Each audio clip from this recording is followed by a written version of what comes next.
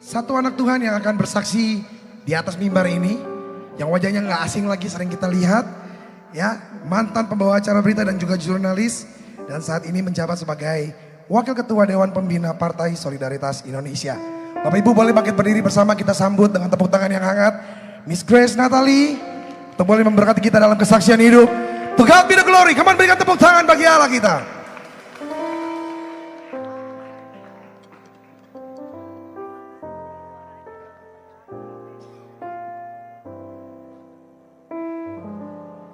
Shalom. Bapak Ibu semua yang dikasihi Tuhan, terima kasih undangannya, terima kasih pelayan-pelayan yang tadi melayani. Puji-pujiannya luar biasa indah, kita kasih tepuk tangan buat yang melayani hari ini. Semuanya melayani sepenuh hati. Ada aura yang penuh sukacita yang kita rasakan dengan hanya datang saja sudah ikut merasakan sukacita. Saya sebenarnya menyiapkan kesaksian yang berbeda, tapi begitu saya duduk di sini ada suara di hati saya yang bilang bahas yang lain aja gitu. Jadi saya mau mengikuti suara hati saya, melihat kita semua bisa ibadah di sini, bisa nyanyi dengan penuh sukacita sampai pintu lobi saja rasanya lantai itu berguncang. Ada sukacita ya Bapak dan Ibu ya. Dan kita saat ini beribadah di hotel ya. Di hotel tempat umum di mana semua orang boleh pakai. Ya enggak Bapak Ibu? Selama kita bisa bayar sewanya ya kan Bapak Ibu ya. Atau ya mungkin adalah hubungan yang baik misalnya dengan pengelola. Semua orang boleh pakai tempat umum. Tetapi di Republik kita ini masih ada orang-orang yang tidak seberuntung kita, bahkan mau berkumpul dan nyanyi bersama seperti yang kita lakukan hari ini, itu saja susah, nggak bisa. Nah, saya beberapa bulan belakangan ini komunikasi terus dengan saudara-saudara kita, jemaat yang ada di Binjai, Sumatera Utara. Kalau Bapak Ibu Google, ada tuh beritanya sekelompok jemaat di Binjai, Sumatera Utara yang sama kayak Bapak Ibu semua di sini mau ibadah dengan menggunakan tempat umum, yaitu sebuah kafe. Karena mereka mampunya hanya coffee shop. Tapi untuk beribadah sudah sewa coffee shopnya nggak bisa. Kenapa Bapak Ibu? Karena ada sekelompok masyarakat datang ke situ dengan aneka seragamnya mereka. Seragam bukan seragam aparat ya, enggak. Tapi bajunya samaan, jadi saya bilangnya seragam. Mereka berseru-seru di situ di depan coffee shop. Mereka juga masuk ke dalam, ikut duduk di tempat-tempat ini. Sehingga jemaat takut beribadah.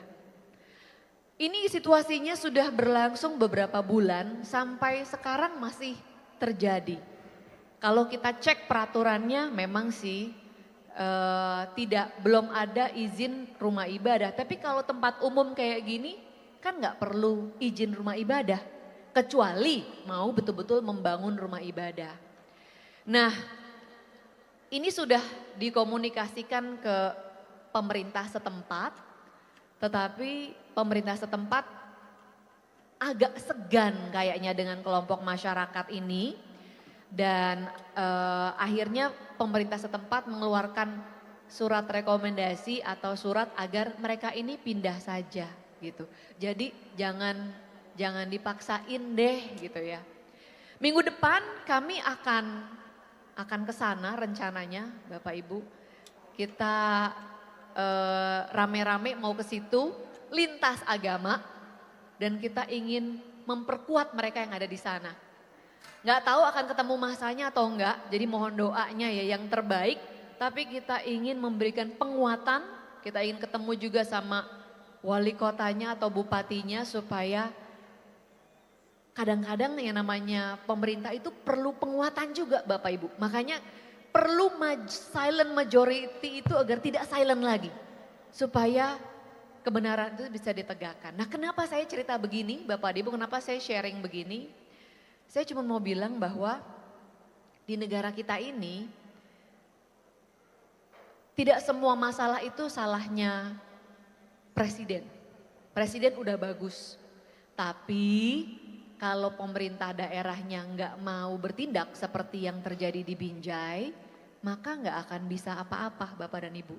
Sekarang ini Bapak dan Ibu, kuncinya di kita itu adalah bupati, wali kota, anggota DPRD-nya itu harus orang-orang yang takut akan Tuhan. Supaya mereka mau berjuang betul agar hak yang sangat mendasar seperti hak untuk beribadah itu bisa ditegakkan.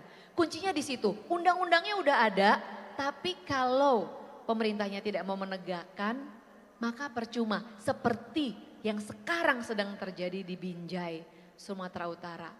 Oleh karenanya, saya berharap dari ruangan ini, dari Bapak Ibu yang hadir di sini, saya berdoa pertemuan kita hari ini, agar Tuhan taruh di dalam hati Bapak dan Ibu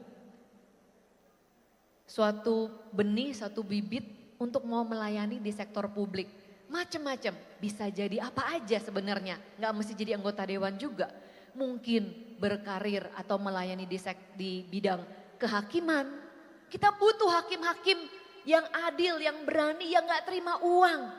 Banyak teman-teman saya pengacara bilang, aduh capek jadi pengacara litigasi karena anak Tuhan juga harus nenteng-nenteng koper isinya uang gitu. Kita butuh hakim-hakim yang bagus, yang berani seperti Deborah. Saya berharap di sini akan Tuhan bangkitkan Yosua, amin. Dibangkitkan Esther, dibangkitkan Deborah. Supaya bangsa kita ini bisa jadi lebih baik. Seperti yang tertulis di Yeremia 29 ayat 7. Di situ dikatakan apa Bapak Ibu? Usahakanlah kesejahteraan kota dan berdoalah untuk kota itu, tempat kamu aku buang. Kalau kita selama ini sudah sering berdoa tapi nggak pernah melihat Tuhan kok kita begini-begini amat sih gitu ya. Kok untuk ibadah aja susah Tuhan gitu ya. Kalau di sini mungkin karena di Jakarta mungkin relatif lebih mudah meskipun ada juga sih kejadian-kejadian kayak mau jadi ketua OSIS aja sekarang agamanya dilihat gitu ya. Tapi di tempat-tempat yang jauh dari sumber pemberitaan masih banyak seperti itu gitu. Makanya saya berharap sekali dari anak-anak Tuhan diberi digoda hatinya, dikelitikin hatinya supaya mau melayani di sektor publik. Jadi jaksa mungkin, jadi yang kerja di dinas-dinas pemerintahan, di kelurahan, di kecamatan, di kehakiman, di kementerian-kementerian, tempat seluruh roda-roda negeri ini berjalan. Di situ dapurnya. Kalau mau pengaruhi rasa masakannya, masuk ke dapurnya. Kalau cuman marah-marah ini terlalu asin, ini terlalu pedes, ini nggak enak. Tapi nggak masuk ke dapurnya, berubah nggak rasa masakannya Bapak Ibu? Nggak akan berubah. Jadi saya bersyukur kalau sudah ada yang saat ini sudah melayani di sektor publik, bertahanlah ya dan jadilah terang di sana. Amin. Kalau ada yang bilang, aduh sis tapi susah sis. Mari kita membaca Matius 5 ayat 3 sampai 4 Bapak dan Ibu. Saya nggak tahu sempat nggak ya ditayangin di layar. Matius 5 ayat 3 sampai 4. Kalau ada yang mau buka di handphonenya boleh, saya tungguin sebentar. Matius 5 ayat 3 sampai 4. Kalau ada yang sudah dapat boleh katakan amin. Amin, udah dapat semua, pinter deh. Oke, ayo kita baca bersama Bapak dan Ibu Matius 5 ayat 3 sampai 4. Oh, mungkin saya aja yang bacain ya, Bapak Ibu udah baca di sini, soalnya saya takut terjemahannya beda. Berbahagialah orang yang merasa tidak berdaya dan hanya bergantung pada Tuhan saja. Mereka adalah anggota umat Allah. Berbahagialah orang yang bersedih hati, Allah akan menghibur mereka. Saya lebih suka lagi terjemahan bahasa Inggrisnya Bapak Ibu. Begini bunyinya, agak pelan-pelan ya. You are blessed when you are at the end of your rope. Ngerti nggak Bapak Ibu? At the end of your rope itu tempat kita kurang lebih situasinya udah agak-agak putus asa gitu Bapak Ibu. Susah banget ini, saya udah nyerah Tuhan, at the end of your rope gitu ya. With less of you, there is more of God and His rule. Semakin kita nggak bisa, kita angkat tangan, apa yang terjadi Bapak Ibu? Tuhan turun tangan.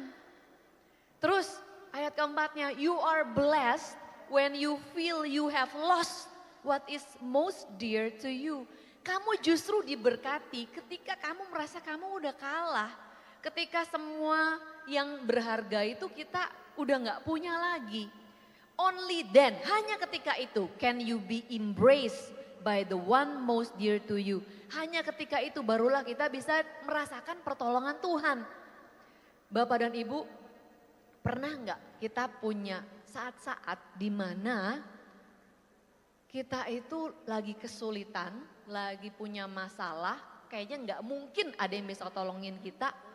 Terus tiba-tiba ada jalan keluar dari Tuhan. Pernah gak ngalamin gitu? Anak-anak Tuhan pastinya pernah ngalamin ya. Saya pun sekeluarga Bapak Ibu baru-baru ini ditolong Tuhan sekitar waktu pandemi Februari 2021. Saya itu dapat beasiswa sekolah ke Singapura. Waktu saya daftar sekolah, kita nggak tahu pandemi, ya kan? Jadi begitu diterima di sekolahnya harus berangkat tahu-tahu pandemi. Dan masuk ke Singapura itu nggak bisa, ATS ketat banget. Jadi kalau saya mau berangkat hanya saya yang bisa masuk sementara anak saya yang kecil-kecil 2 orang sama suami saya nggak bisa.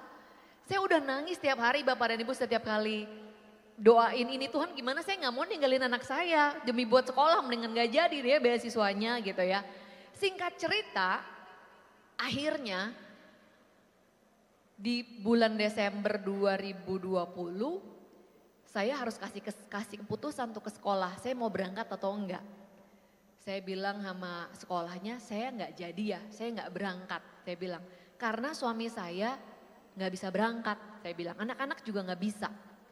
Suami saya coba apply ke pemerintah Singapura untuk dapat employment pass gitu ya. Jadi kebetulan karena kerjaannya itu di bidang teknologi, ada semacam badan usaha, jadi tidak ada kantornya nggak ada, tapi badan usahanya izinnya ada gitu ya. Untuk menyelesaikan masalah administrasi lebih gampang, lebih cepat dibandingin Indonesia bisa berbulan-bulan, Singapura seminggu beres gitu ya. Jadi untuk kepentingan itu kita memang punya badan usaha. Cuman setiap pertanyaan yang ditanyain sama pemerintah, jawabannya nggak oke semua. Jadi gini Bapak Ibu, suami saya ditanya, ditulis surat gitu ya, kan nggak boleh bohong, pemerintah Singapura bisa cek loh kalau kita bohong. Suami saya ditanya, apakah Anda punya kantor di sini? Enggak jawabannya, pakai coworking space. Bapak Ibu tahu coworking space? Tahu ya, itu tempat kantor bareng-bareng yang kita bayarnya bisa per jam gitu kan, nggak kayak kantor beneran gitu ya. Ditanya lagi, apakah Anda punya tempat tinggal di sini? Kalau punya tunjukkan surat sewa menyewanya atau surat kepemilikan. Oh enggak ada, kita minjem tempat orang. Memang ada yang mau pinjemin kita tinggal dengan tidak membayar alias gratis gitu ya. Jadi gimana jawabannya, masa rumah pinjeman, tempat apartemen pinjeman gitu kan kayak enggak bonafit banget gitu ya. Terus ditanya lagi ada berapa karyawannya gitu kan. 0, karyawannya nggak ada di Singapura, di Jakarta semua. Jadi saya udah bilang sama suami saya, kayaknya kita nggak mungkin ya diterima sama pemerintah Singapura. Ini jawabannya nggak bagus semua gitu kan. Jadi makanya saya bilang ke sekolahnya bahwa kita nggak akan berangkat karena nggak dapat employment pass. Tanggal 30 saya kabarin pihak sekolah, tanggal 31-nya dapat pemerintah Singapura kirim surat bahwa selamat Anda mendapatkan employment pass gitu ya. Puji Tuhan gitu. Sambil terbingung-bingung, kok bisa? Begitu kita masuk ke Singapura ketemu sama orang-orang Indonesia yang lagi di situ. Kamu gimana caranya masuk? Terus kita cerita begini, dia bilang ajaib katanya. Banyak orang yang investasi jutaan dolar, kantornya beneran ada, itu nggak diterima masuk. Lah kamu kantor nggak ada, karyawan 0, rumahnya pinjeman. bisa dapat employment pass. Jadi singkat cerita masuklah kami sekeluarga Bapak Ibu. Sampai di airport, di kantor imigrasi yang kita tinggal paspor dicetet gitu ya. Ketahan, kenapa lagi ini kan? Ternyata surat anak saya kurang. Cuman kurang surat izin masuk yang harusnya dengan semua persyaratan dipenuhin itu cuman urusan 1 malam pasti keluar. Tapi karena satu dan lain hal ada yang bilang udah gak usah, anak-anak di bawah umur gak usah gitu ya. Ternyata kita gak boleh masuk Bapak Ibu, ketahan di imigrasi 7 jam udah kayak kriminal. Ditahan di kantor imigrasi. Akhirnya apa katanya? Anda dideportasi. Udah keluar surat deportasi. Sampai rasanya ya ampun masa iya ya Tuhan sampein kita ke sini cuman buat dipulangin lagi gitu kan. Setelah kesel banget gitu. Akhirnya ya udah deh mungkin jangan-jangan kalau kita keluar sekarang ketabrak mobil kali atau apa kali gitu ya. Jadi mungkin memang bukan waktunya Tuhan. Jadi sambil 7 jam itu kita coba telepon kedutaan nggak ngefek. Bapak Ibu kalau pernah urusan sama pemerintah Singapura ya, punya koneksi itu di Singapura nggak ngefek, kata orang begitu. Tapi untung koneksi kita bukan sama pemerintah Singapura Bapak Ibu ya. Koneksi kita kemana? Iya.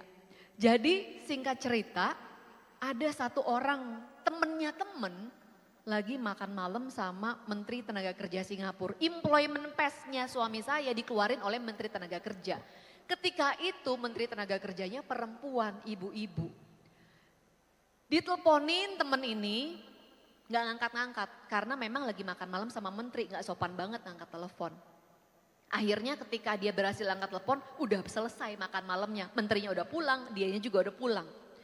Lalu ketika baru disampaikan ini loh ada teman saya ketahan di imigrasi gitu. Cuman karena surat anaknya kurang tapi semuanya lengkap.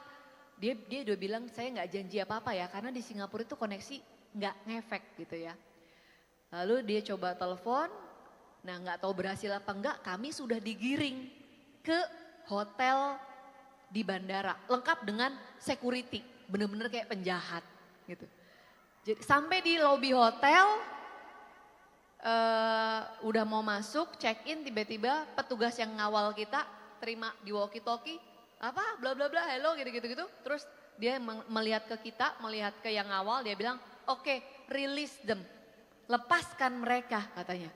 Saya sama suami saya lihat-lihatan, beneran nih kita dilepas. Tapi mau nanya, kenapa ya Pak? Gitu ya, nggak berani nanya gitu. Takut dia tiba-tiba sadar gitu ya. Kami jadi seperti merasa ketika Rasul Paulus ditahan di penjara. Terus pintu penjaranya dibuka oleh malaikat dan dia keluar gitu melewati penjaga-penjaga. Kurang lebih perasaan saya ketika itu seperti begitu Bapak Ibu. Karena kita udah digiring kayak penjahat, udah tinggal dimasukin, udah keluar surat deportasi. Tiba-tiba orangnya bilang release them. Gitu. Pas kita nyampe lagi, petugasnya udah ganti, surat kami dirobek, keluar surat baru. Kalau enggak, selamanya saya akan harus tulis, pernahkah kalau mau ke Singapura, pernahkah Anda ditolak untuk masuk negara ini? Saya harus tulis, iya saya pernah ditolak gitu ya. Maksud saya cerita gini apa Bapak dan Ibu, seorang hamba Tuhan pernah sharing begini dan saya tiba-tiba merasa, oh iya juga ya. Bicara soal mukjizat atau miracle, enggak yang bisa kita tarik benang merahnya, enggak selalu di dalam miracle ketika terjadi itu ada elemen berdoa, kadang iya kadang enggak. Yang Bapak Ibu mau ngaku enggak kita? Kadang-kadang idealnya sih kita kalau ada masalah berdoa ya Bapak Ibu ya. Tapi kadang-kadang kan kita juga manusia suka apa? Marah-marah. Suka bersungut-sungut, suka kecewa, protes sama Tuhan. Bukan berdoa, ya enggak? Ya ngaku. Kadang-kadang juga teorinya ya harusnya yang menerima miracle itu orang yang beriman. Tapi apakah kita selalu menjadi orang yang beriman itu Bapak dan Ibu? Belum tentu juga. Saya ketika saya udah telepon sekolah saya sebelum keluar surat keputusan dari pemerintah Singapura, jelas sekali saya tidak beriman di situ karena saya bahkan udah bilang, udahlah say, kita nggak mungkin nih diterima pemerintah Singapura gitu ya. Jadi saya udah gagal tuh kalau kriterianya harus beriman tinggi, harus terus menerus berdoa, saya udah gagal. Tapi elemen yang selalu ada dalam setiap miracle, Bapak Ibu, dalam setiap mukjizat adalah ketika terjadi kesulitan. Ya nggak Bapak Ibu? Kalau kita bilang kita mau miracle dong Tuhan, kita mau merasakan mukjizat. Tapi nggak mau ngalamin kesulitan. Ya gimana Tuhan mau bikin mukjizat? Ada amin Bapak dan Ibu? Amin. Jadi kalau sekarang Bapak dan Ibu lagi mengalami kesulitan, bersyukurlah. Karena dengan cara itu kita bisa mengalami mukjizat. Kembali lagi dia bilang di Matius 5 ayat 3, you are blessed. Kamu itu diberkati ketika kamu ada at the end of your rope. Jadi kalau kita udah, aduh Tuhan udah gak mungkin Tuhan gitu ya. Udah gak mungkin, terlalu berat masalah saya, justru diberkatilah kamu. Karena ketika itulah kita akan menjadi semakin kecil dan Tuhan semakin besar. Jadi mari Bapak dan Ibu, arahkan pandangan kita kepada Tuhan. Tuhan kita itu baik dan besar, melebihi menteri-menteri yang luar biasa yang di Singapura. Kemarin kalau kasusnya saya, kasusnya Bapak dan Ibu mungkin lain. Tapi bersukacitalah dan jangan takut kalau sedang mengalami kesulitan. Karena itu berarti kitanya akan semakin kecil. Ketika kita semakin kecil, Tuhan semakin besar. Dan ketika itulah kita akan bisa merasakan kebaikan Tuhan. Itu saja mungkin, terima kasih. Semoga hari ini kalau ada yang tadi, aduh saya pengen jadi Deborah, saya pengen jadi Yosua, saya kepengen jadi Yusuf, tapi saya takut, tapi saya nggak bisa, itu terlalu sulit buat saya. Hey, justru itulah kesempatan kita untuk mengalami mukjizat Tuhan. Karena kalau semuanya serba gampang, udah lebih dari sering gitu ya, kita tuh jadi mengandalkan diri sendiri. Ya enggak? Dan kalau kita mau bangsa ini lebih maju, jadi lebih baik, kita butuh anak-anak Tuhan mengisi setiap ruang-ruang pelayanan publik. Supaya semua orang bisa mengalami sukacita yang seperti ada di sini. Mau nyanyi, mau loncat, mau guncangkan tempat ini, gak usah takut lagi. Karena memang itu adalah hak kita sebagai warga negara. Tapi yang namanya hak tetap harus diperjuangkan, harus diklaim, harus diambil. Dan untuk itu kita butuh Bapak dan Ibu, saudara-saudara semuanya. Untuk mengklaim hak kita sebagai warga negara Indonesia. Ada amin? Amin. Terima kasih, Tuhan memberkati kita semua.